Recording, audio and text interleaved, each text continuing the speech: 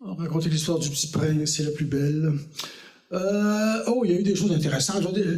Une importante, mais je n'étais pas tout seul, c'est celle-là de la reconnaissance des Autochtones dans la Constitution. Il n'était pas question, à l'époque, on est en 82, il n'était pas question de reconnaître des gens qui n'existaient pas. C'est le même qui s'est marqué dans la loi.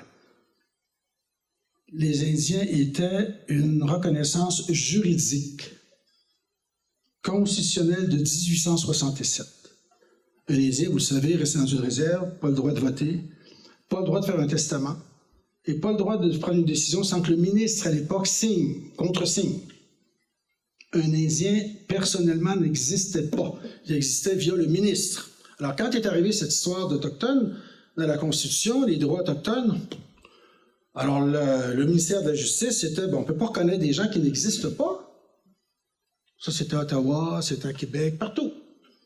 Alors, moi, je dis à M. Trudeau, c'est drôle que vous ne les reconnaissez pas. Moi, je me basse les pieds là-dedans, j'en vois partout, Sept-Îles, Bécomo, partout. Ça n'existe pas.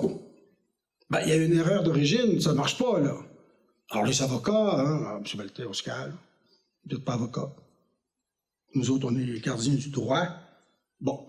Alors, il faut que je raconte comment ça s'est passé. Alors, Trudeau passe devant mon bureau, puis il me dit, venez donc, il y a une réunion, la salle d'à côté, et puis ils sont en train de regarder la question de l'article 35, là, potentiellement, pour la reconnaissance des droits autochtones. Venez donc. Alors, je le suis, je vois là. Là, il y avait, comme en U, pour une quarantaine de personnes, et le sous-ministre, M. Tassé, à l'époque, dit, vous avez, M. le Premier ministre, ici dans cette salle, remarquez bien la formule, ça évite plein des conflits. Vous avez ici différentes écoles de pensée. Il n'a pas dit les pour, il n'a pas dit les contre. Alors, Trudeau dit, alors, on est rendu où avec la question autochtone? Alors, ça se met à parler, chrétiens là, tout ça. Alors, tout le monde dit, sur le plan juridique, que là, M. le Premier ministre, on ne peut pas reconnaître ces gens-là, ils n'existent pas, au sens de la loi, au sens de la Constitution de 1867. Bon, alors, Trudeau dit à Tassé, qui est le sous-ministre, alors, on fait quoi? On ne les reconnaît pas. Alors, M. Tassé dit la chose. M. Tassé, c'est le sous-ministre de la Justice du Canada. Ça, à part le ministre des Finances, ça, c'est les deux plus grands sous-ministres, plus grands fonctionnaires de l'État. Alors, M. Tassé dit, moi, comme juriste, là, je ne les reconnais pas. Mais quand je suis rentré dans le bureau, dans la salle, à 9 h ce matin, il y avait un chef d'État.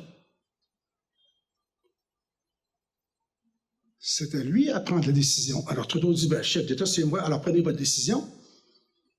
Alors, Trudeau dit à Tassé, si vous étiez à ma place, il dit, comme juriste, c'est non, comme chef d'État, c'est oui. On ne peut pas laisser toute une société, toute une histoire sur le trottoir de l'histoire. Alors, moi, je trouve que ça a été un moment extraordinaire, ça m'émuse, j'ai beaucoup d'émotions encore. Voilà. L'autre affaire que j'ai aimé beaucoup, c'est, des fois on dit qu'on fait rien en politique, mais moi j'ai quand même eu le plaisir, les îles de Mégan, devenu le parc national. Moi je me suis battu beaucoup dans les institutions, entre autres, d'aller faire des chicanes tout bord, tout côté, là, laisser ça à d'autres. Alors moi j'ai dit, tiens, on va les îles de Mégan. Alors j'étais allé voir Trudeau, et les îles de Mégan, c'est intéressant parce que, je dis, pour que ça fonctionne, là, il faut d'abord avoir une idée, puis aller voir les gens qui s'occupent de ça. Alors, les îles de Mégan, ça dépendait de Parc Canada. Parc Canada, il y avait un bureau régional à Québec. J'étais allé voir les fonctionnaires, les hauts fonctionnaires qui étaient là. Ah, ils ont dit, nous autres, M. Maltais, on serait prêt à faire ça, mais il y a un problème d'argent, ça ne marche pas, bing bang, bon. Alors, j'en vais voir M. Trudeau, en chambre. Vous savez, il y avait toujours des périodes de questions, puis 10 minutes avant, il faut arriver, là. Bon, alors, j'en vais voir M. Trudeau, puis comme un confesseur, je dis, M. Trudeau, les îles de Mégan, il faudrait faire un parc avec ça. Oui, oui. Puis je dis, n'oubliez pas que si quelqu'un de votre comté, il a commencé ça, le parc de Mégan. Ben oui. Qui? M. Kirouac. Qui est M. Kirouac? Ben, j'ai dit, il est beaucoup mieux connu sur le nom du frère Marie-Victorin, la fleur laurentienne. Mais qu'est-ce qu'il faisait là? Ben, j'ai dit, les îles de Mégan, on est là. En tout cas, faire une histoire courte, j'ai dit, M. Trudeau, c'est tout prêt, les fonctionnaires sont d'accord. Il manque de l'argent, j'imagine. Oui, tout à fait, il manque de l'argent. Alors, oui, oui. Mais en avant, il y avait le parc de Forillon. Si vous vous souvenez, nous autres, c'était dans les limbes à ce moment-là. Le parc de Forillon, c'est l'autre côté. La chicane était prise parce que Parc Canada exigeait d'exproprier les gens pour garder le... Alors, c'était un peu comme le Mirabel à l'époque. Alors, finalement, je dis à M. Trudeau, là, on va arrêter ça, là. Nous autres, on va faire ceci, cela. Alors, il me dit, écoutez, faites-les, mais si ça va mal, je vais vous larguer. C'est inspirant. Alors, on a eu les îles de Mingan comme ça. Radio-Canada s'y est resté avec Sept-Îles puis Bécomo. Après ça, le port de Sept-Îles. Ah, le port de Sept-Îles. À l'époque, à ITT, à Port-Cartier, il venait de fermer. Shefferville venait de fermer. Il fallait investir, on a fait comme 100 millions. Alors, les gens disaient, c'est pas le temps d'investir 100 millions d'une place où tout est en train de fermer. Mais les grands livres qu'on avait de Jacques Cartier de compagnie disaient qu'il y avait, au mois d'août, il était passé dans la baie de Sept-Îles, c'était merveilleux, cette baie-là, qui faisait des bateaux et des bateaux et des bateaux. Puis Port-Canada avait des textes merveilleux, des graphiques qui montraient l'évolution et tout.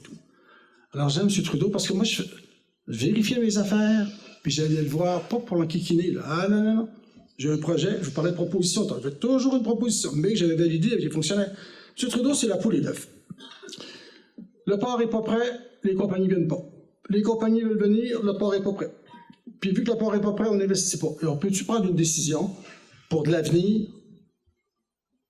Si c'est vrai ce qui a été dit avec le temps au fédéral, pourquoi c'est rendu faux aujourd'hui? Alors, c'est de même qu'on a eu le port de Sept-Îles avec des bonnes batailles. Ça a fait du bien. Ça a marché. Ça a eu les aéroports dans le Nord. Les aéroports dans le Nord, quand on atterrissait, c'est comme dans des panses de vache. Alors, on a mis 100 millions pour 9 aéroports. Mais ça a été fait avec des belles négociations. Moi, c'est ce que j'ai aimé. On parle de petites histoires, là. Ça, c'est pas connu parce qu'on ne raconte pas ça tout le temps, là. C'est notre job, de toute façon. Puis ça, c'est le plus beau legs. C'est même que on est le fruit des autres qui sont passés avant nous autres, hein. Ah, il se fait rien. Non, il s'est fait des choses, là. Alors, à Tadoussac, là, quand je dis aux Autochtones, là, vous essayez vos canaux décorsants. Vous êtes bien contents d'avoir les traverses, hein. Bon. Quand on prend les traverses, là, on a le pétrole. Puis quand on a les bateaux qui sont là, il y a des gens, des ingénieurs qui les ont dessinés. Alors, on est tous un peu tributaires des autres qui sont passés avant nous autres, puis arrêtez de dire, par ça aux Autochtones, de dire qu'avec vous autres, c'est parfait. Un jour, il y a un grand festival à Sept-Îles, les Indiens sont là, les batteries, le stroboscope, mon Dieu Seigneur, c'est extraordinaire, c'est le bal à l'huile.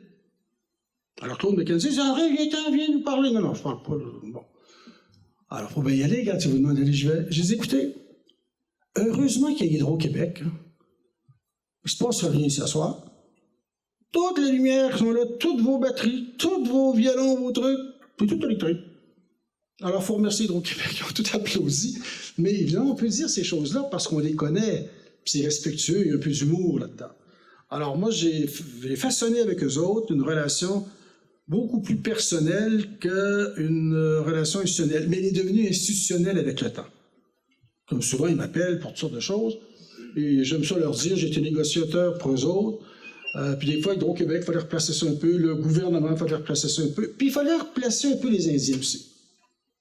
Tu sais, quand ils nous disent « Hey, faites des barrages, c'est ça », quand on prend la vin, pour quelle raison est droite la vin? Parce qu'on a exproprié un tas de cultivateurs qui avaient des fermes qui étaient là. Puis on payait le prix. On paye tout le prix du monde moderne.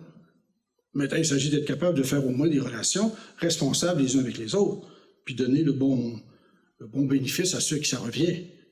Le danger, c'est quand on commence à imposer nos lois, nos façons de voir. Non.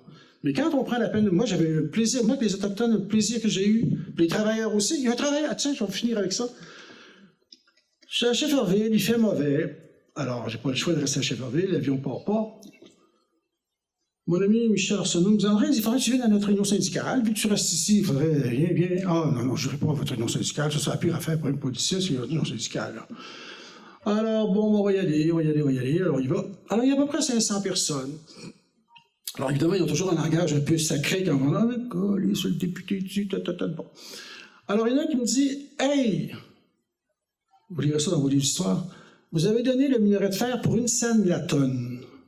C'est vrai, en Duplessis, à l'époque, personne ne voulait investir à Shefferville, les minerais de fer, Sept-Îles. Donc, les compagnies avaient dit, on va prendre des minerais de fer, parce qu'il y en avait ailleurs, du minerai de fer, il y en avait au Brésil, il y en avait en Chine. On va investir, mais 1 cent la tonne, mais on va faire des infrastructures. Alors, Duplessis dit, c'est correct. Donc, Shefferville arrive. Et on dit, vous êtes d'accord avec ça, les voleurs de politiciens et de bandits? Une scène la tonne, je mets le thème, as-tu l'allure? Qu'est-ce qu'on dit là-dedans? C'est pas embêtant, hein? Mais j'avais déjà prévu des questions comme ça, il faut être un petit peu, il faut anticiper, hein? J'ai dit, il y a bien pire qu'une scène la tonne. Ah oui? Ah ben oui, il y a pire qu'une scène la tonne. Vous autres, vous venez de Rimouski, venez du Lac-Saint-Jean, avec vos pelles, vous prenez le minerai de Sénatonne, puis vous le collissez dans le bateau. Puis ça en va enrichir les autres. On appelle ça des complices. Si vous voulez que le minerai reste là, alors on va tous en aller chez nous. Puis le minerai va rester là. Puis vos 20 piastres de l'heure, c'est terminé. Ouais. On n'a pas ça d'autre chose. À un moment donné, il faut être responsable par rapport à ce que l'histoire a fait, puis par rapport à ce que nous faisons. Si c'est vrai que c'est tout du banditisme, le gouvernement, parce qu'on parle du minerai à l'époque, ben, il faut nuancer un peu. Puis, comme disait mon ami Mulroney à l'époque, la compagnie a mis 2 milliards d'investissements, 2 milliards de profits, 2 milliards en salaire. Ça a donné ça les 20 ans de Shefferville, 30 ans de Shefferville. Alors, si on n'avait pas eu ça, on aurait eu quoi? Puis quand je dis on aurait eu quoi? C'est aussi extraordinaire que ce qu'on a vécu. Shefferville, là, c'est quand même un feu d'artifice incroyable. En termes économiques, en termes de jeunes qui sont allés à l'école, après ça, qui ça a permis toutes sortes de choses. Là, j'arrête avec ça. Voilà.